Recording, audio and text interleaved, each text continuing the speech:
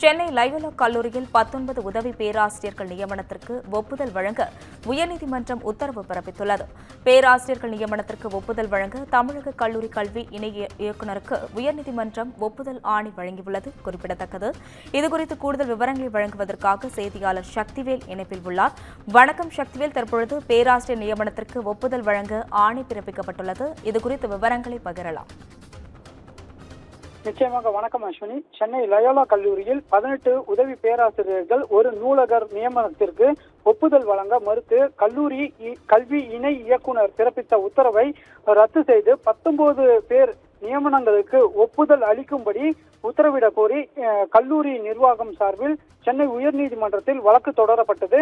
இந்த வழக்கு நீதிபதி குமரப்பன் முன்பு விசாரணைக்கு வந்தபோது லயோலா கல்லூரி தரப்பில் ஆஜரான மூத்த வழக்கறிஞர் ஐசக் மோகன்லால் கல்லூரியில் 149 பேராசிரியர்கள், அதாவது ஆசிரியர்கள் பணியிடங்களுக்கும் 59 ஆசிரியர்கள் அல்லாத பணியிடங்களுக்கும் அனுமதி வழங்கப்பட்டுள்ள நிலையில் இந்த பணியிடங்களை நிரப்ப கல்லூரிக்கு முழு உரிமை உள்ளதாக வாதிட்டார். அப்போது அரசு தரப்பில் ஆஜரான வழக்கறிஞர் ஜெயபிரகாஷ் 1999 ஆண்டு முதல் 2000 ஆண்டில் கல்லூரிக்கு அனுமதிக்கப்பட்ட பணியிடங்கள் விவரங்கள், 1999 ஆண்டு முதல் பணியாற்றும் பேராசிரியர்கள் விவரங்கள், நியமனம் தொடர்பான கல்லூரி குழு தீர்மான விவரங்கள் உள்ளிட்ட விவரங்களை சமர்ப்பிக்கப்படாததால் நியமனத்திற்கு ஒப்புதல் வழங்கப்படவில்லை என விளக்கமளித்தார்.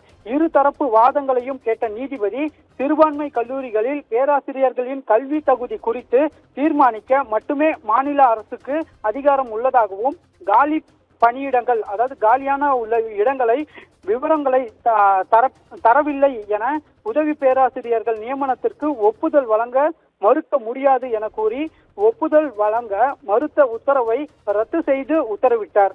மேலும் 3 மாதங்களில் லயோலா கல்லூரியில் மேற்கொள்ளப்பட்ட 19 நியமனங்களுக்கும் ஒப்புதல் அளிக்க வேண்டும் என கல்லூரி கல்வி இணை இயக்குநருக்கு நீதிபதி உத்தரவிட்டார். அஸ்வினி, விவரங்களுக்கு நன்றி சக்திவேல்.